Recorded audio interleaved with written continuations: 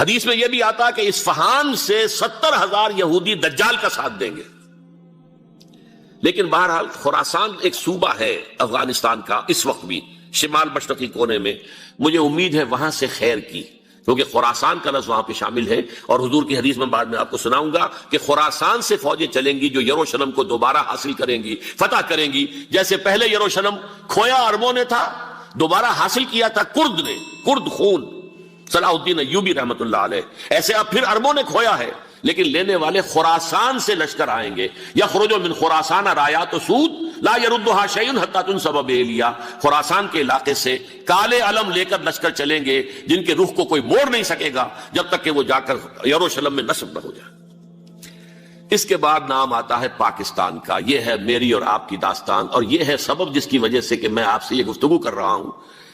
اصل میں تو کس لیے؟ محض ایک علمی استفادہ، محض اپنی بات آراء کو ظاہر کرنے کا شوق نہیں، بلکہ یہ کہ اپنی ذمہ داری ہم پہچانے کہ ہم کس مقام پر کھڑے ہیں. دیکھیے، اس پاکستان کے بارے میں یا ہندوستان کے بارے میں علامہ اقبال نے کہا تھا اپنے ترانہ ملی میں، میر عرب کو آئی ٹھنڈی ہوا جہاں سے، میرا وطن وہی ہے، میرا وطن وہی ہے. اور مجھے بتایا گیا کہ سنن ابی داؤد میں یہ روایت موجود ہے کہ حضور نے فرمایا کہ ہندوستان کی طرف سے مجھے ٹھنڈی ہوا آتی، اگرچہ مجھے وہ حدیث ابھی نہیں ملی ہے، لیکن حزب التحریر کا ایک کارڈ مجھے ملا تھا، تو اس میں اس حدیث کا اور اس میں ابن داؤد ابو داؤد کا روایت کا حوالہ موجود تھا. لیکن میں جو چیز آپ کو بتا چکا ہوں وہ یہ کہ الف ثانی کا پورا تجدیدی کارنامہ اس ہندوستان کی سرزمین میں ہوا. مجدد الف ثانی شیخ احمد سرندی، شاہ ولی اللہ دہلوی، سید احمد بریلوی، وہ تو ہمارے پاکستان میں آ کر جو ہے ان کا خون جذب ہوا ارض پاکستان میں. پھر شیخ الہند مولانا محمود حسن. تحریک خلافت چلی تو صرف ہندوستان میں چلی اور کہیں نہیں چلی. آزادی کی تحریک چلی پوری دنیا میں، وہ نیشنلزم کی بنیاد پر چلی، ملے نیشنلزم، عرب نیشنلزم، ترک نیشنلزم. ہمارے ہاں چلی تو اسلام کے نام پر پاکستان کا مطلب کیا؟ لا الہ الا اللہ. پھر پاکستان قائم ہوا معجزے کے طور پر، بلکہ نازل ہوا ہے لیلۃ القدر میں. انا انزلناہ فی لیلۃ القدر، جیسے قرآن نازل ہوا ہے لیلۃ القدر میں، یہ پاکستان بھی نازل ہوا ہے لیلۃ القدر میں. اس کا برقرار رہنا ابھی تک معجزہ ہے. ہندو یہ سمجھتا تھا، کانگریس سمجھتی تھی کہ جھٹپٹ ختم ہو جائے گا. پھر یہ کہ اس کا قرارداد مقاصد کا پاس ہو جانا، مزید بھی اور اضافی دفعات دستور میں آ جانا، اب کمرشل انٹرسٹ کو ربا قرار دے کر حرام قرار دینا، یہ سارے لینڈ مارکس ہیں کہ جو اشارہ کر رہے ہیں کسی چیز کی طرف، معاملہ کدھر جا رہا ہے. پھر یہ کہ یہ جو 14ویں صدی کے مجدد تھے شیخ الہند، اس کے بعد سے کچھ ایسی شخصیتیں عظیم پیدا ہوئی ہیں ہند میں جن کو میں سمجھتا ہوں کہ 14ویں صدی کے مجدد اور 15ویں صدی کے مجدد کے درمیان یہ 15ویں صدی کے مجدد کی راہ کو سیدھا کرنے والے، جیسے کہ حضرت یحییٰ نے کہا تھا میں تو آنے والے کا راستہ سیدھا کر رہا ہوں حضرت عیسیٰ کے لیے، ایسے ہی 15ویں صدی کے لیے امام مہدی کے لیے راستہ صاف کرنے والے سب سے پہلے علامہ اقبال، جنہوں نے اسلام کا تصور دین کی حیثیت سے دوبارہ زندہ کیا ہے، ورنہ اسلام ایک مذہب کی شکل اختیار کر چکا تھا. پھر مولانا مودودی، مولانا ابوالکلام آزاد حکومت الہیہ کے نعرے کے ساتھ میدان میں آئے. یہ اقبال نے جو تصور پیش کیا تھا اس پر عملی جد و جہد کے لیے حزب اللہ قائم ہوئی. نوٹ کر لیجئے 11 برس کا فرق ہے عمر کا علامہ اقبال کے اور ابوالکلام کے. اور 1913 میں جب حزب اللہ قائم کیا اس وقت علامہ اقبال کی ملی شاعری اپنے عروج کو پہنچ چکی تھی. پھر یہ کہ علامہ اقبال کے بعد تعمیل جو ہے اس کام کی وہ ابوالکلام نے کی، لیکن روایتی علماء نے کی شدید مخالفت کی وجہ سے وہ بددل ہو کر چھوڑ گئے، کانگریس میں شامل ہو گئے، بساط جو ہے حزب اللہ کی انہوں نے لپیٹ دی.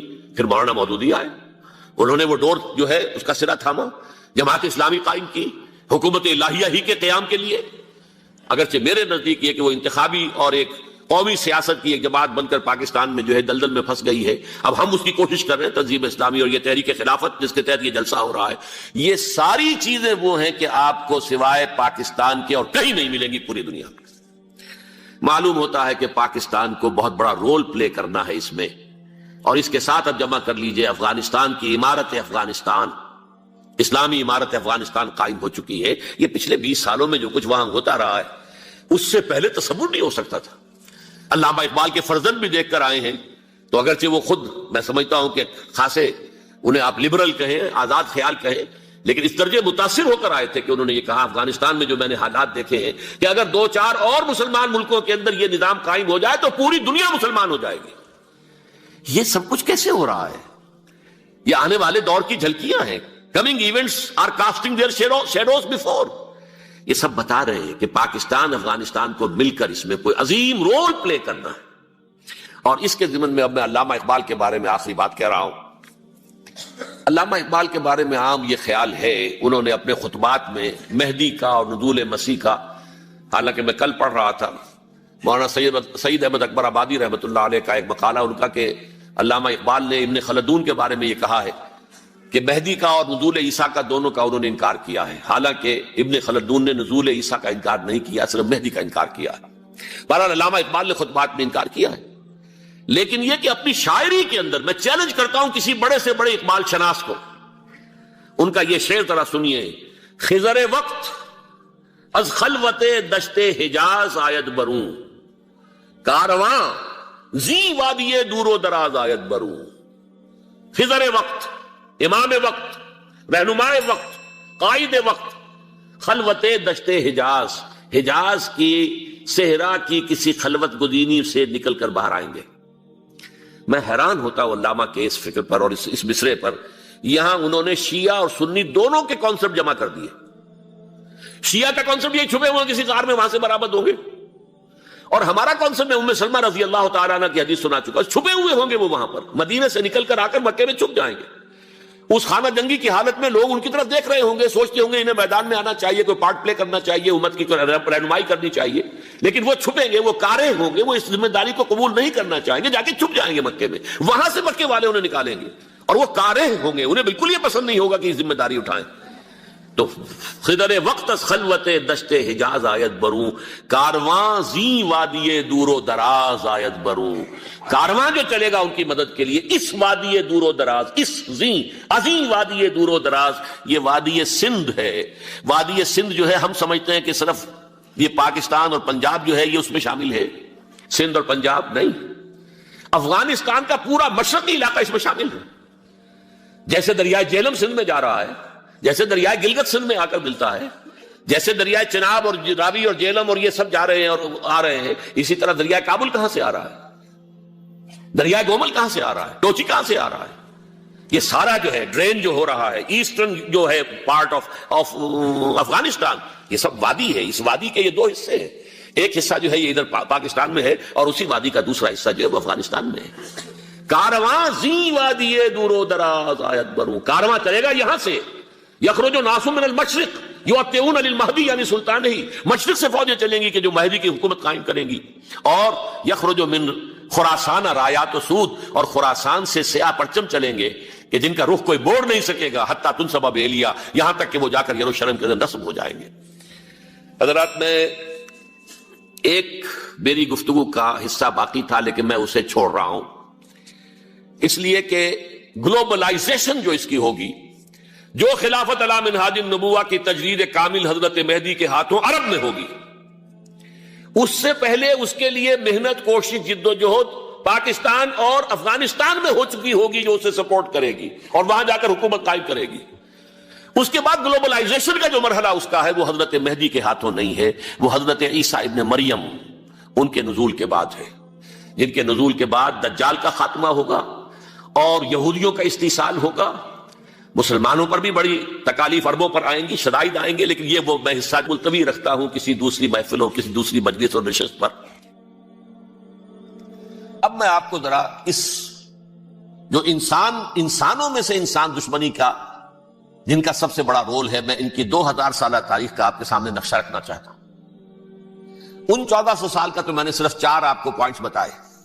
موسیٰ سے عیسیٰ تک 1400 برس علیہ الصلوۃ والسلام، 2 مرتبہ عروج، 2 مرتبہ زوال، اشیریوں کے ہاتھوں پٹوائی، بابلیوں کے ہاتھوں پٹانا، گریکس کے ہاتھوں مرمت، رومنس کے ہاتھوں مرمت. یہ جو 2000 سال ہیں، کیونکہ اب تو ظاہر بات ہے 21ویں صدی شروع ہو گئی، 20 صدیاں حضرت مسیح کو پوری ہو گئی. پہلی بات نوٹ کیجئے، حضرت مسیح کی پیدائش ہے سن 1 قبل مسیح. یہ نقطہ آپ نے کبھی سنا ہے یا نہیں؟ جب ملینیم کا سلسلہ شروع ہوا تھا پچھلے سال تو میں نے بیان کر دیا تھا کہ ایک عجیب حساب کے اندر انہوں نے غلطی کی ہوئی ہے. حضرت مسیح کی پیدائش ہوئی 25 دسمبر کو، سن انہوں نے شروع کر دیا، اس کے بعد جنوری آئی تو پہلا سال شروع ہو گیا.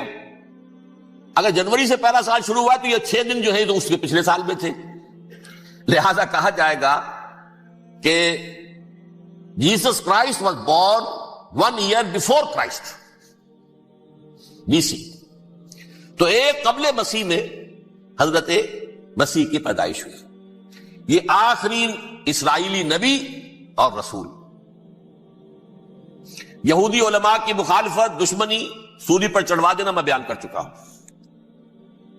سن 33 عیسوی میں جبکہ حضرت مسیح کی عمر 33 برس تھی، اللہ تعالیٰ نے انہیں زندہ آسمان پر اٹھا لیا. لیکن یہودیوں نے اپنے خیال کے مطابق انہیں سولی پر چڑھوا دیا، ان کی موت واقع ہو گئی. اگرچہ اس کے بعد یہ اختلاف ہے ان میں. یہودی کہتے ہیں وہ سولی پر چڑھ گیا، ختم ہوا، مر گیا. عیسائی کہتے ہیں نہیں، انتقال ہوا ہے مسیح کا صلیب پر، لیکن پھر وہ دوبارہ زندہ ہو گئے ہیں. ان کی لاش ایک غار میں رکھ دی گئی تھی، وہاں ریزریکشن ہو گیا، ان کا وہاں سے بعد الموت وہی ہو گیا، اور پھر انہیں اللہ نے زندہ آسمان پر اٹھا لیا. تو ہمارے اور عیسائیوں کے درمیان نوٹ کر لیجئے، یہ چیز مشترک ہے کہ حضرت مسیح آسمان پر زندہ اٹھائے گئے. فرق کیا ہے؟ وہ سمجھتے ہیں کہ سولی دیے گئے، سولی پر مرے، پھر زندہ ہوئے، پھر گئے. ہم سمجھتے ہیں کہ نہیں، وما صلبوہ وما قتلوہ، انہوں نے نہ صلیب دے سکے انہیں اور نہ انہیں قتل کر سکے، بل رفع اللہ الیہ، اللہ نے اٹھا لیا. پھر ہمارا اور یہ اس کا عیسائیوں کا ایک اور اتفاق ہے، سیکنڈ کمنگ آف جیسس، حضرت مسیح دوبارہ آئیں گے. یہ عیسائیوں کا بھی عقیدہ ہے اور ہمارا بھی. بہرحال تو جیسا کہ میں نے عرض کیا کہ اس وقت یہ عذاب استیصال، عذاب اکبر کے مستحق ہو چکے تھے، لیکن اللہ نے ان کی مدت دراز کی ہے. لیکن ان پر دنیاوی عذاب کا ایک کوڑا جو ہے اللہ تعالیٰ کی طرف سے اسی وقت برسا. دنیاوی عذاب دنیا میں رہتے ہوئے ختم نہیں کیا. 37 برس بعد حضرت مسیح کے رفع سماوی کے 37 برس بعد سن 70 میں یہودیوں نے بغاوت کی رومیوں کے خلاف. رومی ٹائٹس جنرل تھا ایک، اس نے پھر جو حملہ کیا ہے، 1,33,000 یہودی ایک دن میں قتل کیا یروشلم میں، اور ہیکل سلیمانی گرا دیا.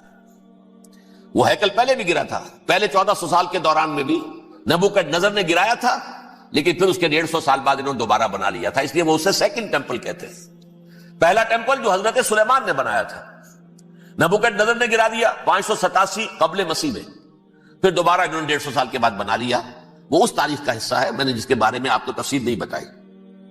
اس میں یہ ہوا سن 70 میں وہ گرا دیا گیا، وہ آج تک گرا پڑا ہوا ہے. نمبر 2 یہ کہہ دیا گیا کہ یہودیوں اس ارض فلسطین سے نکل جاؤ، تم یہاں نہیں رہ سکتے. اب لہذا جس کا جہاں سینگ سمایا چلا گیا. یورپ میں چلے گئے، ایشیا میں آ گئے، عرب میں آ گئے. یہ 3 قبیلے جو رات بھی میں نے عرض کیا تھا، بنو قینقاع، بنو نذیر اور بنو قریظہ، یہ وہاں سے آ کے مدینے میں آباد ہو گئے. جس کا جہاں سینگ سمایا، افریقہ میں، ہندوستان میں، جہاں چلے گئے. ڈایاسپورا اسے کہتے ہیں، وہ آپ نوٹ کر لیجیے اس لفظ ڈایاسپورا. ہمارا دور انتشار، جبکہ ہمیں ہماری اصل سرزمین تو فلسطین ہے، حضرت ابراہیم کا مسکن، حضرت اسحاق، حضرت یعقوب کا مسکن فلسطین، یہ ہے ہماری اصل جاگیر، یہ تو ہماری جدی پشتی جاگیر ہے. لیکن یہاں سے نکال دیے گئے سن 70 عیسوی میں، اور وہاں سے لے کے 1917 تک ان کا ڈایاسپورا جاری رہا. یہ دور انتشار. اس دور انتشار کے چند حصے ہیں جس کو میں چاہتا ہوں کہ آپ علیحدہ علیحدہ سمجھ لیں. دور انتشار کا جو پہلا جو ہے تقریباً 300 برس رومی حکمران تھے. وہ یہودیوں کے بھی دشمن تھے اور عیسائیوں کے بھی دشمن تھے. عیسائی اور یہودی ایک دوسرے کے بھی دشمن تھے، لیکن رومی سمجھتے تھے کہ یہ ایک ہی تھیلی کے چٹے بٹے ہیں. رومیوں کے نزدیک عیسائی بھی یہودیوں ہی کا ایک فرقہ تھے، کوئی علیحدہ مذہب تو تھا ہی نہیں. لہذا رومی جو ہیں رومنز، وہ ان دونوں کو ستاتے تھے، مارتے تھے، اور یہ آپس میں لڑتے تھے.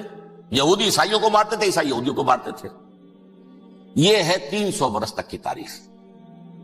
سن 300 عیسوی میں کیا ہوا؟ ایک معجزہ ہو گیا. بہت عظیم ایمپرر کانسٹینٹائن، قسطنطین اعظم، رومن ایمپررز میں سے بہت بڑا ایمپرر، وہ عیسائی ہو گئے. اب تو معاملہ بالکل تلپٹ ہو گیا، پوری سلطنت عیسائی ہو گئی. اب عیسائیوں کے عیش ہو گئے. اور یہودیوں پہ مار پڑنی شروع ہوئی.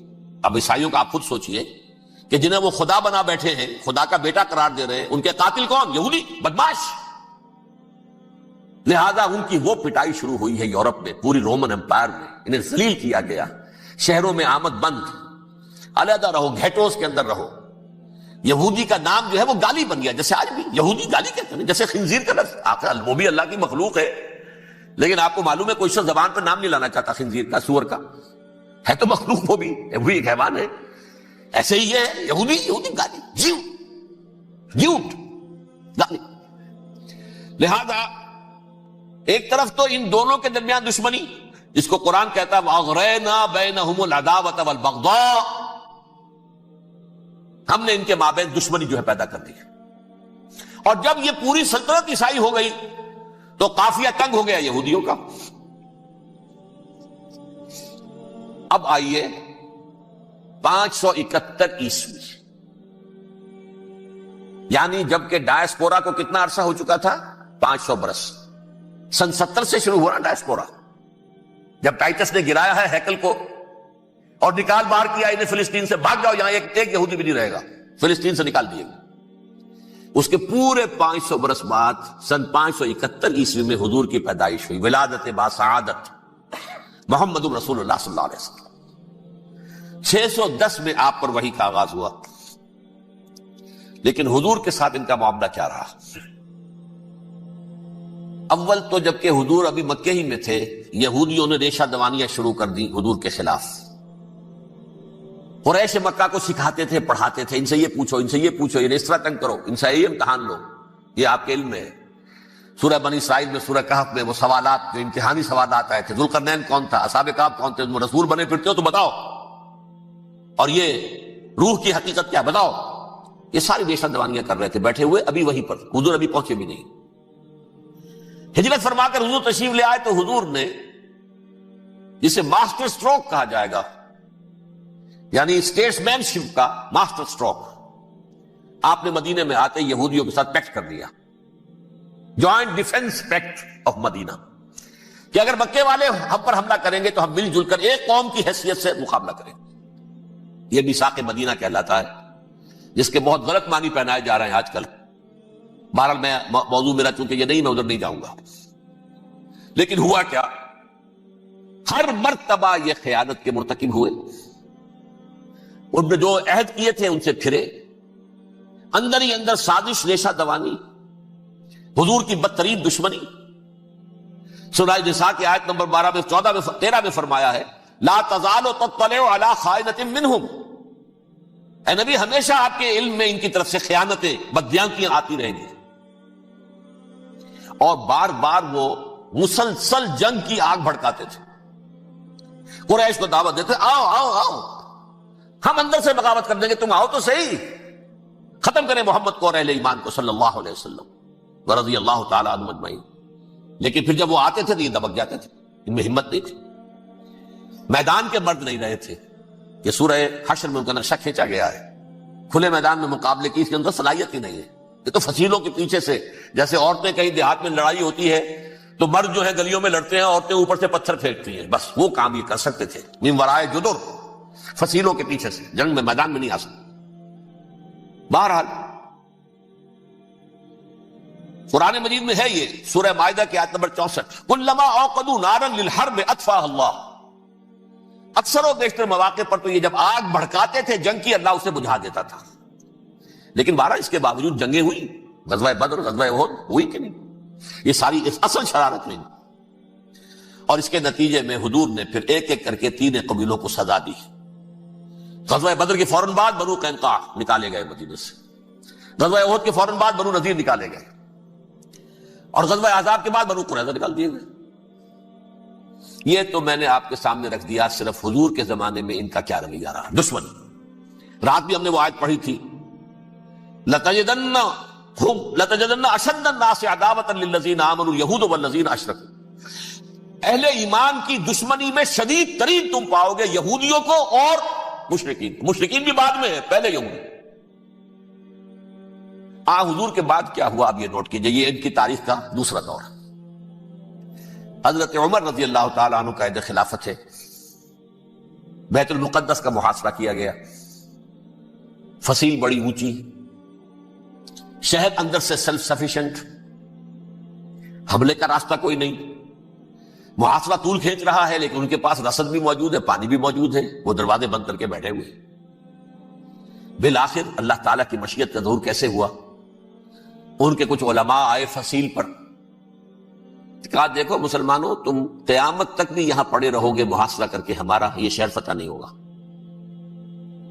ہاں، ایک درویش بادشاہ کے ہاتھوں یہ شہر فتح ہونا ہے، لیکن تمہارے اندر ہمیں وہ نظر نہیں آ رہا۔ ابو عبیدہ بن الجراح رضی اللہ تعالی عنہ، امین هذه الامہ، ان کا فوراً ذہن گیا وہ درویش بادشاہ مدینے میں بیٹھا ہوا ہے، عمر رضی اللہ تعالی۔ اب ایک اور عمر بھی ہے جو قندھار میں بیٹھا ہے، نقشہ وہی ہے، سادگی کی حد تک نقشہ وہی ہے، بالکل وہی، اپنی آنکھوں سے دیکھا ہے، وہی سادگی۔ عمر اول، عمر ثانی تھے عمر بن عبد العزیز۔ اب ایک اللہ کے فضل سے اللہ تعالیٰ ایدہ اللہ بنصرتہ، اللہ تعالیٰ ان کی نصرت فرمائے، دشمنوں کو ان کے مقابلے میں نیست و نابود کرے۔ انہوں نے ریکویسٹ بھیج دی کہ حضور تشریف لائیے، یہ شہر فتح ہو جائے گا۔ وہ ہے سفر تاریخی، اتنا طویل سفر، تقریباً 700 میل، ایک اونٹ، ایک خادم، ایک منزل پہ امیر المومنین اوپر بیٹھے، خادم آگے چل رہا ہے، اگلی منزل پہ خادم اوپر بیٹھا ہے، امیر المومنین آگے جا رہا ہے۔ اور جب پہنچے ہیں تو وہ باری تھی خادم کی، انہوں نے ہاتھ جوڑ دیا، حضور خدا کے لیے تم کیا کہیں گے لوگ، وہ میرا برا حال کر دیں گے، تمہیں شرم نہیں آئی؟ امیر المومنین پیدل آگے چل رہے ہیں نکیل پکڑ کر، اور تم بیٹھے ہو اوپر براجمان ہو۔ حضرت عمر فرمایا الدور دورک، نہیں، باری تمہاری ہے، بیٹھ۔ اس حال میں پہنچے ہیں، اور پھر یہ کہ ابو عبیدہ بن الجراح آئے ہیں، استقبال کیا ہے تو دیکھا ہے، اس حال میں چلے آ رہے ہیں، عمر نکیل پکڑے ہوئے چلے آ رہے ہیں، اور کہتے ہیں کہ کہیں کیچڑ ویچڑ تھا، جوتے خراب ہو گئے تھے، وہ بھی اتار کے ہاتھ میں پکڑے ہوئے، کپڑے تو تھے ہی پھٹے ہوئے۔ انہوں نے کہا کہ حضرت ابو عبیدہ نے، دیکھیے یہ بڑا متمدن ملک ہے، بڑا مہذب علاقہ ہے یہ، آپ ذرا حلیہ اپنا درست فرما لیں تب جا کے پیش کروں، ہم آپ کو کریں گے۔ آپ نے فرمایا نحن قوم اعزنا اللہ بالاسلام، ہم وہ قوم ہیں جنہیں اللہ نے عزت دی ہے اسلام کے ذریعے سے، کپڑوں کے ذریعے سے نہیں، دولت کے ذریعے سے نہیں۔ اسی حال میں گئے ہیں، اوپر سے انہوں نے کھڑے ہو کر نشانیاں دیکھی ہیں، اپنی کتابیں کھولی، ہاں یہ وہی ہے، اچھا لو جی سرنڈر، شہر تمہارے ہاتھ میں۔ خون کا ایک قطرہ نہیں بہا اور بیت المقدس فتح ہو گیا۔